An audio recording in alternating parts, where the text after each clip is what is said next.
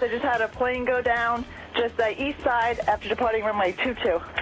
Now on News 12 New Jersey, a small plane crashes in Essex County, claiming the life of the pilot. His final transmission sheds light on why the doomed plane may have gone down. Changes are on the way in many states when it comes to arming soldiers at recruiting centers and armories. Could New Jersey be next? Plus, liftoff problems for this small plane in Linden. See the recovery efforts after the aircraft crashed on the runway. Right now on News 12 New Jersey, 500 jobs are up for grabs in Carteret as Amazon prepares to open a new facility. And legendary New York giant and Hall of Famer Frank Gifford has died. Tonight, a look at his legacy. But first, the mother of a young special needs student injured in Thursday's school bus crash in Irvington is speaking out about the horrifying impact and her son's long road to recovery. Grim revelations unfold tonight as a body discovered in the Delaware River is identified as a missing tuber. State police say the male body found in Harmony Township today is that of 22-year-old Christopher Lawrence. The Brooklyn man was reported missing on Saturday after he went out tubing and never returned. Engine failure is being cited by the FAA as the cause of a plane crash in West Caldwell Saturday morning. The pilot of the plane did not survive the impact. The plane came down behind a daycare center along Passaic Avenue in West Caldwell. The FAA says the pilot took off from Essex County Airport at 10 o'clock, but within half a mile of leaving, the pilot complained of engine problems. Caldwell Tower, 63 Tango Victor has a problem. We're declaring an emergency. Returning to the field immediately. We're to land, unable to maintain power. 63 Tango Victor. The name of the pilot has not been revealed. The National Transportation Safety Board will have a team in place to examine the plane to find out exactly why the engine failed. Alcohol may have been a factor in a serious boat crash in Spring Lake that led to this dangerous rescue scene. 3 people were on board when this 25-foot boat hit a jetty near the Newark Avenue beach last night. Emergency crews quickly responded and jumped into the sea to rescue the boaters. The man operating the boat, Thomas McGinley of Toms River, was arrested and charged with boating under the influence, pending the results of a toxicology report.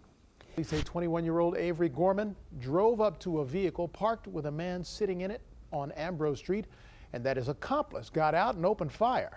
Police spotted Gorman driving the same vehicle described by witnesses and conducted a traffic stop and arrested him. Authorities say the passenger, believed to be Devin Alexander, began shooting at the victim, shattering the glass but missing the target. Police are still on the hunt for Alexander. Somerset County prosecutors are offering a $1,500 reward for information on his whereabouts. Another man is gunned down just feet away from a home in Ewing Township, and tonight police there want your help to find his killer. Dahama Williams was shot on Greenland Avenue last night and was pronounced dead this morning. Police have yet to reveal whether there are any suspects or whether Williams was even directly targeted. Anyone with information is asked to call the Mercer County Prosecutor's Office. You can find their number on our website, news12.com. Well, an unsuccessful liftoff in Union County. Take a look at this small plane crash at Linden Airport. Police say 4 people were inside this Cessna 172 airplane when it attempted to take off from the runway, but instead slid into that fence right there. We're told that no one on board was luckily injured. The FAA is investigating. The U.S. Coast Guard is investigating an oil spill in Bayonne. It started when a tugboat struck a pier at the International Matex Tank Terminal around 10 o'clock Saturday night. The Coast Guard's pollution response team was rushed to that site, and it's not clear yet how many gallons of oil have leaked into the water. Boaters and the public have been urged to stay clear of that area. Well, changes are in the works around the country when it comes to the security of citizen soldiers and their ability to be armed. There is concern those in uniform are targets, as seen by the shooting of 5 servicemen in Tennessee. News 12 New Jersey's Chris Keating has more. Soldiers in uniform are all around us. Reservists are training at the Weigel Army Reserve Center in Edison. They can be found recruiting at storefronts like this one in Woodbridge. At these sites, no weapons are allowed. Other than fencing and no trespassing signs, there is no security. But in other states, that's changing. Those who serve in the Indiana Army and Air National Guard and their families make great sacrifices for the So people of Indiana Indiana. Governor Mike Pence has signed an executive order allowing these soldiers to protect themselves at 11 recruiting centers and 62 armories. This policy will allow soldiers and airmen to carry their personal handguns in accordance with Indiana law. It is a reaction to Yusef Abdulaziz's shooting of 2 sites in Tennessee in which 5 servicemen died. Indiana isn't the only state reacting. Texas and Florida are also allowing their guardsmen to protect themselves. And Alabama, New York, and Illinois are also increasing security at armories and recruiting centers. Meanwhile, in Tennessee, victims' families are grieving. The father of Marine Skip Wells also served. It was kind of ironic, given my family's history, that when I went to Desert Storm and liberated Kuwait, it just happened to be a Kuwaiti-born guy who took my son's life. The FBI is still searching for a motive for this shooting, looking into a trip last year Abdulaziz took to Jordan. His family responded to the shooting with a message of their own, saying, "There are no words to describe our shock, horror, and grief. It grieves us beyond belief to know that his pain found its expression in the heinous act of violence." Community in Tennessee comes together in remembrance of those who died in the Chattanooga massacre. Friends, family members, and fellow military members attended a memorial this weekend honoring the 5 victims of last month's shootings. 4 Marines and a sailor were killed in July when a gunman opened fire on a recruiting center and a Navy Operations Support Center. On Saturday, Vice President Joe Biden joined the memorial service where he thanked those who responded to the tragedy and addressed the attacker. And we have a message for those perverted cowards around the world. America never yields, never bends, never cowers, never stands down, endures, responds, and always overcomes. For we are Americans, and never, never underestimate us. Several lawmakers and leaders, including Secretary of Defense Ash Carter, also spoke at the service. More than 8,500 people were in attendance.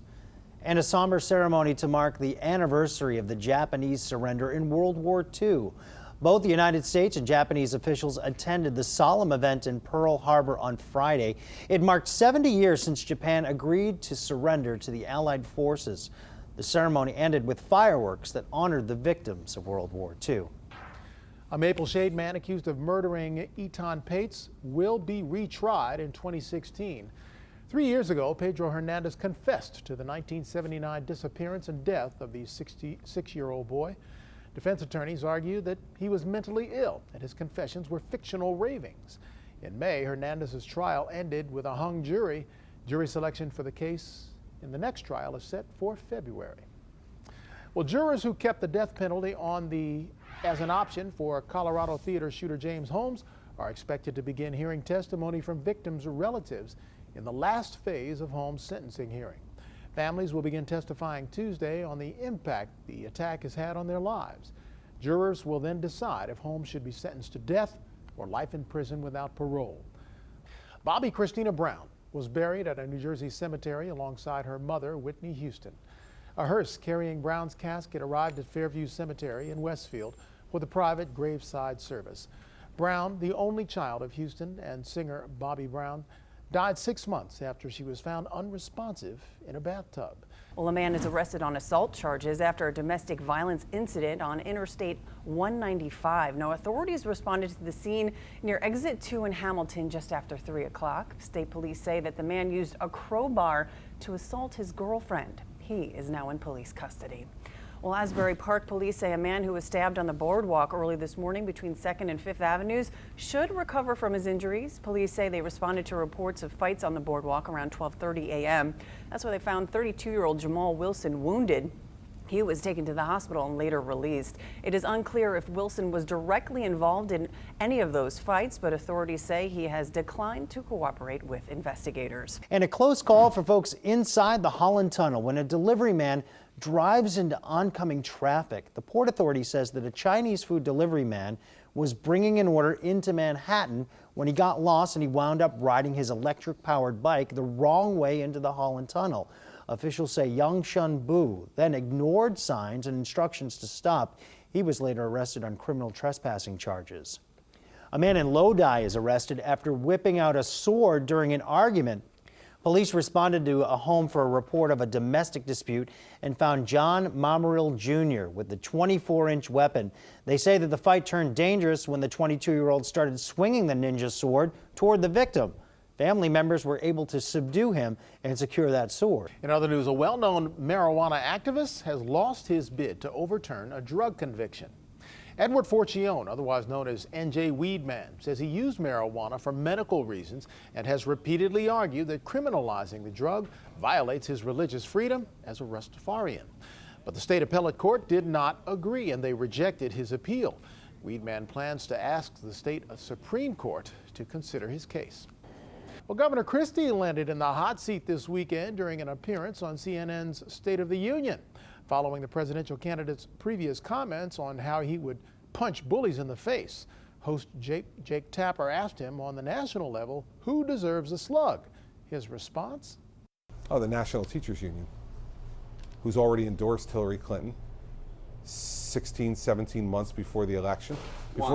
Because they're not for education for our children.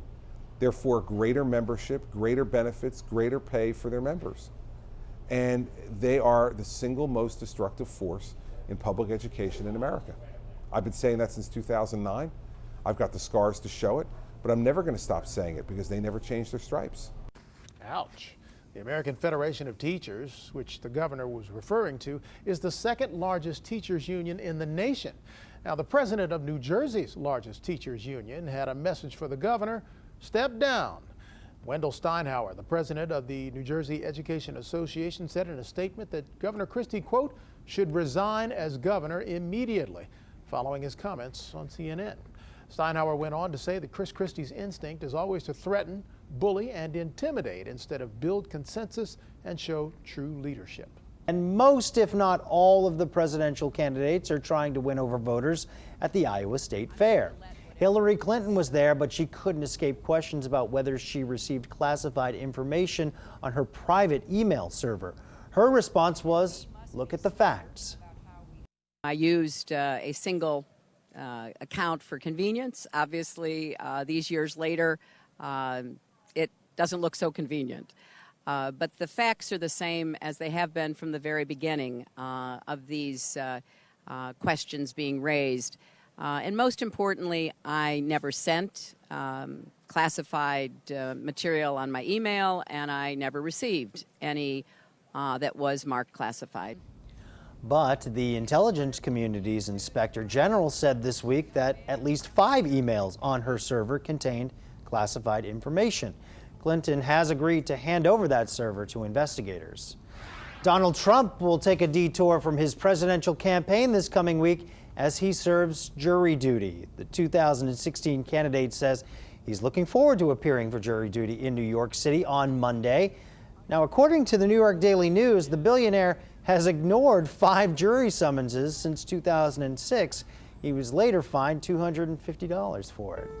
A vote to cut funding for Planned Parenthood fails. The U.S. Senate attempted to cut federal funds for the organization, but came up short of the 60 votes required to overcome a filibuster.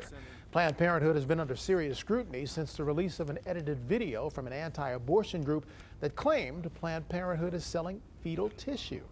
Now, the organization denies the allegations as heavily biased. Meantime, President Obama says he will veto legislation that focuses on wholesale defunding. Well, President Obama isn't wasting any more time in the fight against climate change. He unveiled a new clean power plan today. It aims to cut greenhouse gas emissions by nearly 1/3 by the year 2030.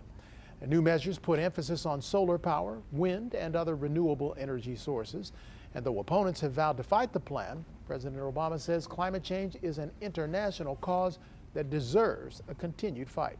We're the first generation to feel the impact of climate change and the last generation that can do something about it. And that's why I committed the United States to leading the world on this challenge. because I believe there is such a thing as being too late. It's been nearly 3 years since Superstorm Sandy tore through the East Coast. News 12 New Jersey has been tracking the Sandy recovery from the storm's landfall to its lingering damage to our shores. Now, residents in Ortley Beach are among those still reeling from the storm, and on Saturday, homeowners took to the streets to save their beach. What do you want? Dunes! When do we want them? Now! This was called Ground Zero. We have no dunes. It's a defense from the ocean and into the local streets. We need dunes because our beach is one of the smallest beaches around, and it's continuing to erode.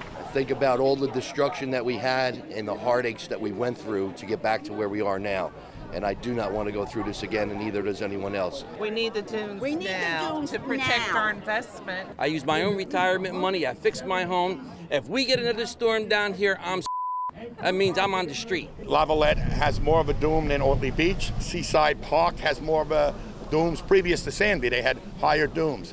They sustained less damage than Ortley. Ortley was destroyed.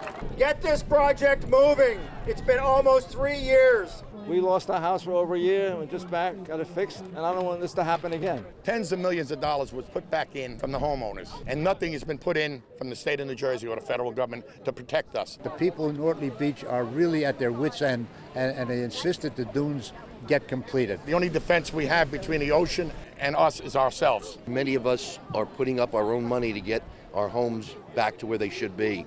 And without the dunes, there's always the chance that we're going to have to go through this again.